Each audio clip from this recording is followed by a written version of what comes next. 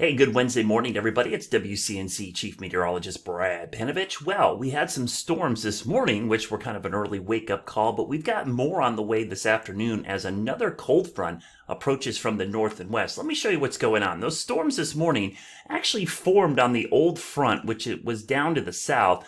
It kind of got pulled back to the north a little bit as the warm, kind of muggy air got pushed back north ahead of the main front, which is up in here. This is the front that's going to bring us the afternoon storms, but it was partially responsible for bringing up some of those storms this morning, which actually were kind of interesting. They were pretty loud. They weren't really all that strong, but those storms now you can see have moved past Charlotte, are now up towards the Winston-Salem area. And boy, they had a lot of cloud to ground lightning with them. That's the big story with those.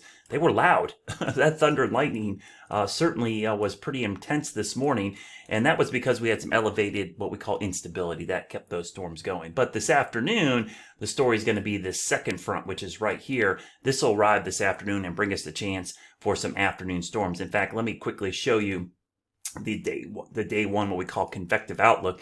You could see that low risk for most of the Carolinas. That does include the Charlotte area. This was expanded a little bit from yesterday as the front approaches. There's a lower medium risk up here where I do think there'll be more of a severe weather threat. Now, the main concern is going to be straight line winds as that system approaches, and that could happen late this afternoon. So let's time this all out.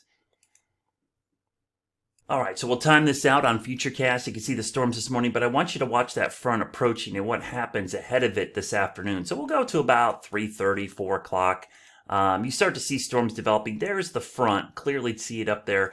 But watch what happens through the evening hours. This is about 7 o'clock. Things get active. They'll be scattered, but some of these storms could be strong, especially through 8, 9, 10 o'clock tonight. You see them moving through. So again, not widespread storms, but the ones that can get going, especially we'll have to watch this cluster over in this area as well. Potentially some strong storms. Hail would be a concern. This is kind of a heightened hail threat. We don't normally see that as much in the late summer, early fall, but I do think hail would be an issue as well as straight line winds. Tornado threat is what we call non-zero. It's not zero, but it's pretty low. As we go through time, you can see that front will push through.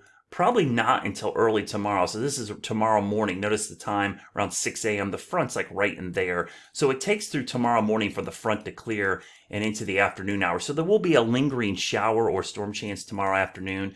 But once that front pushes through tomorrow evening completely, we get into this northwest flow, and the air mass behind it is really, really nice. In fact, let me turn off the model data real quickly, and we'll turn on the surface data just to show you the temperatures right now, because I want to show you where the temperatures are generally much cooler up here across the Midwest. You could see some pretty nice conditions up there.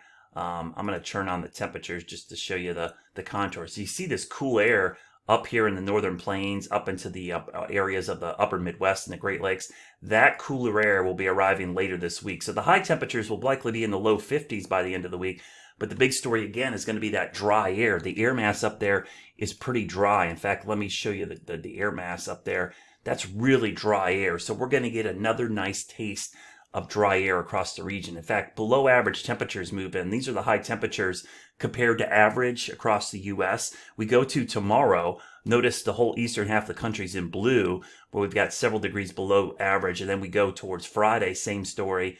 Saturday, closer to average, and then by Sunday things start to warm back up. So there will be a little bit of a cool down for the end of the week before things heat back up next week. But the story is going to be those storms that we're keeping track of today as that cold front approaches. Of course, I'll post updates throughout the afternoon, and we'll let you know what to expect as that system gets closer to us. But we are going to see the chance for some storms developing later this afternoon into the evening hours as this cold front towards the north and west gets here. Have a great day, everybody.